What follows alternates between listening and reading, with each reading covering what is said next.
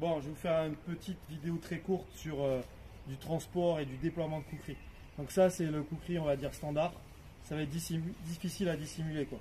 C'est quasiment impossible à cacher ça, quoi. Donc le truc, c'est de passer sur quelque chose de plus court. Donc là, on a le Raja 2, d'accord, de Colsteel, avec l'ouverture wave qui est méga explosive. Mais comme je l'ai fait à un port sur la poche arrière, c'est peut-être pas forcément l'idéal et puis c'est connu. D'accord, donc je vais vous montrer d'autres manières de dissimuler.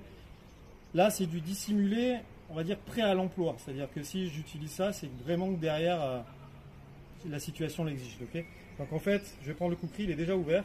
Donc on va le dissimuler à l'intérieur du blouson. D'accord, on va replier un petit peu le blouson au niveau de la lame pour pas se faire mal. Et on va cacher. Et c'est dans l'idée d'être comme ça, quoi. Donc après, il faut un peu s'entraîner, d'être naturel à ce moment-là.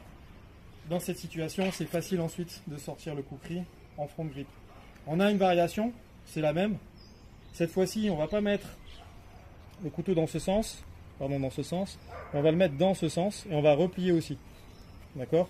On va replier aussi. Pareil, hein, on ajuste. Là, l'idée, c'est quoi? C'est de faire un dégainé et d'être en reverse grip. D'accord? Donc quand je vais être en reverse grip, pour d'autres raisons que le front grip. On reviendra à ça plus tard. Donc ça, c'était mes deux premières manières de transporter. Je vais montrer une troisième, une quatrième. Donc là, l'idée, en fait, c'est un autre. Il est toujours ouvert, hein, donc là, on voit bien aussi avec l'ouverture, avec le wave. Donc l'idée, en fait, c'est de prendre le kukri, de le cacher à l'intérieur, de le dissimuler. D'accord? Quand on est ici, on va l'enrouler. On va enrouler la veste. J'ai déjà le kukri qui tient, ma main qui tient le kukri, pardon.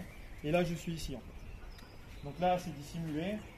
Et au cas où, ce qui est très intéressant, c'est que je vais avoir le couteau en reverse grip et je vais avoir mon blouson qui peut me servir aussi de parade, voire aussi pour éblouir, aveugler l'adversaire. Donc ça, c'est notre deuxième port. Troisième ou quatrième port, je ne me rappelle plus. Un autre port aussi que j'aime bien, en fait, celui-ci, cette fois-ci, il est fermé, il est dissimulé. D'accord? Donc, on va le mettre ici. Et là, on va l'avoir directement dans cette manière. On pourrait l'avoir ouvert aussi, mais c'est un peu embêtant parce que la lame, elle est assez longue. Non seulement elle va vous éclater le blouson, et en plus, ça va faire un truc bizarre. Tandis que le fait de l'avoir de ce côté, pareil, quand je vais ouvrir par exemple pour me protéger, je peux tout de suite l'ouvrir et m'en servir. Toujours pareil avec le blouson en protection de l'avant-bras. Je peux fouetter, je peux ouvrir, je peux projeter et je peux toujours travailler avec mon arme. Donc on a soit des ports ouverts, ouverture ou fermés.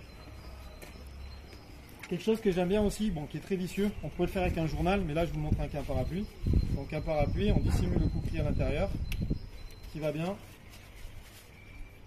C'est dissimulé, si j'ai une embrouille, c'est pas au combat. Là l'avantage par rapport à un journal roulé, c'est que j'ai quand même un parapluie. Donc le parapluie avec le crochet, il peut m'aider à faire certaines techniques. Ça peut m'aider un petit peu à bloquer aussi, à faire des parades, à frapper et surtout pareil, travailler de main et d'avoir le kukri.